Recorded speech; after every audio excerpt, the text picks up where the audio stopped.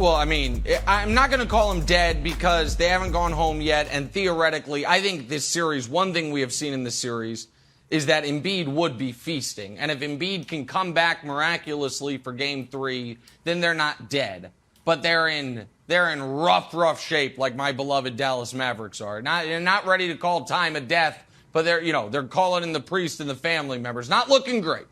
But James Harden, to me, is a more fascinating story here, Wilds. Because I don't know how this happened.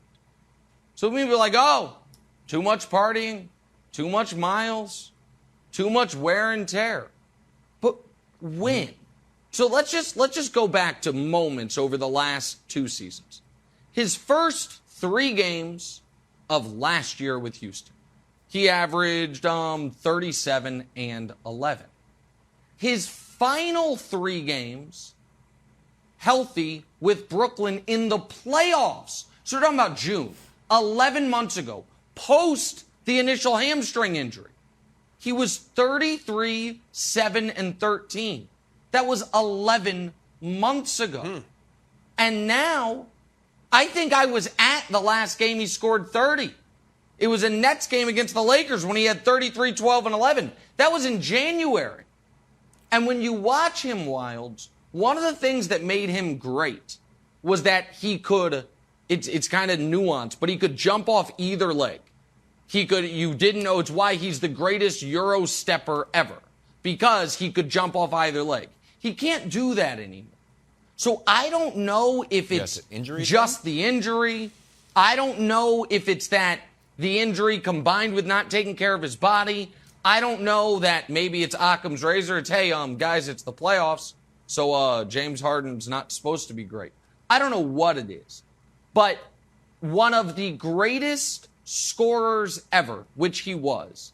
Now, if he scored 35 last night, it would have been gobsmacking. So it's sudden. It's out of I don't want to say it's out of nowhere, but it's the type of decline you don't typically see from a player that didn't suffer a catastrophic injury. And he didn't suffer a catastrophic injury. Yep. He came back from the hamstring injury during the playoffs. So I don't know what's happening, but I know it is as jarring of an immediate decline for a great player as I can remember. Okay, so that's what's confounding. And I'm not willing to say, Broussard, that it's all physical. I think the both legs thing is interesting. Maybe it's the hamstring injury, has never fully healed. Maybe it has, but he doesn't feel confident in it. That's always a thing. It's like guys get hurt. It's like, well, I got to feel confident on it, even though the doctors say it's 100%. Here's the weird thing about James Harden. He has the ability to turn it on and off at his discretion. Like, we make fun of, I shouldn't say we make fun. I think people take shots at Russell Westbrook because you'll see Russell Westbrook's team sometimes down 25 points in the fourth quarter, and Westbrook will catch a dunk and act like the game is close. And it's like, what is this guy doing? Oh, he doesn't know, look, scoreboard. But it's because he can't turn it off. He can't turn it off. He's like, if I hear the music, I'm going to dance. If the ball's rolling around, I'm going to play my best. Harden can turn it off. He turned it off with Houston. He turned it off with Brooklyn. And now part of me thinks that he's not turning it off in protest necessarily, but he has turned it off. So I think there's a frustration that maybe, I know Windhorst called it the new normal. I don't know if that's true 100%. I think there's an element where he turned it off. And Sixers fans and just basketball fans in general want him to turn it on. Man, believe in yourself. Don't take just a handful of shots in the second half. We need you, Embiid's not here. So the ability for him to turn on and off, for me, Broussard, is the most confusing part of his game. Yeah, and you mentioned, shooting the second half. There you have it, his shot chart from the second half. Look, in the 2 games, Wilds, James Harden in the second half is 2 for 9 with 8 points and 6 assists. That's the equivalent of a full game. In the second half, 2 for 9, 8 points, 6 assists. The Sixers have been outscored 115 to 92 over that stretch. So that's the series right there. And you guys make some interesting points, Wilds. Yeah, maybe some of this is mental. First of all, the hamstring, and I know the hamstring's nothing to play around with, right? But I joked about maybe it's the worst hamstring injury in the history of American sports. But it's really looking like that if you blame the hamstring. I've never seen a hamstring injury take a guy out of his game like this. Go ahead, Nick. No, I wasn't trying to interrupt you. I was just trying to build on it. He suffered the hamstring injury during last regular season. He then came back, Brew, and was excellent in the playoffs. Again, averaged 33, 7, and 13 in the final 3 games against Boston in the playoffs last year. He then retweaked it in the first playoff game against Milwaukee. But it was just a tweaking. You know how I know? Because he only missed 3 games. He came back. Now, he didn't look like himself, but he was healthy enough to be on the court. But Brew, and I caught a lot of flack for this from other media members. He stopped looking like James Harden game 1 of this regular season.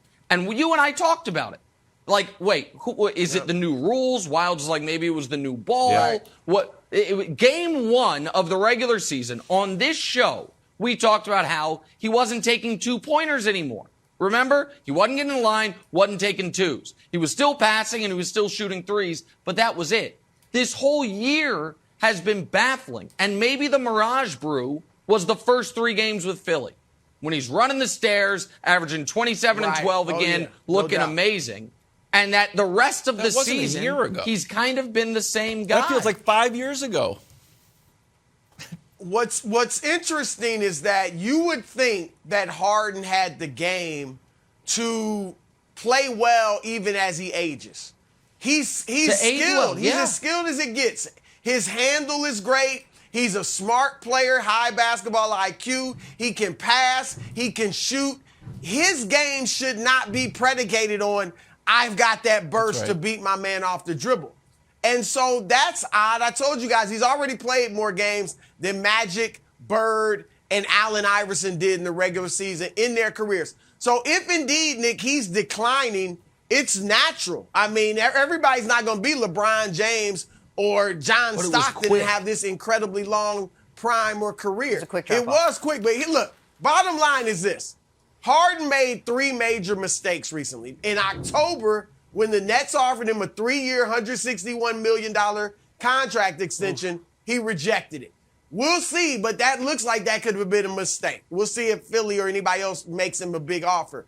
But secondly, I said this is not a second guess. I was saying this when he was pouting his way out of Brooklyn.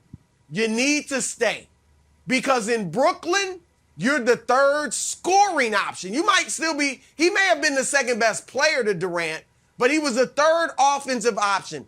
In the playoffs, it was going to be Durant in the clutch moments, Kyrie in the clutch moments, and all Harden had to do was handle the basketball and feed those guys. All right, now in Philly, even if Embiid were there, Harden was going to have to step up in the clutch in the big playoff games, which we know he hasn't been able to do that often. Thanks for watching. Subscribe here to get the latest from the show. Also, be sure to check out more of the best clips from First Things First, or go watch a few segments from our other shows on FS1.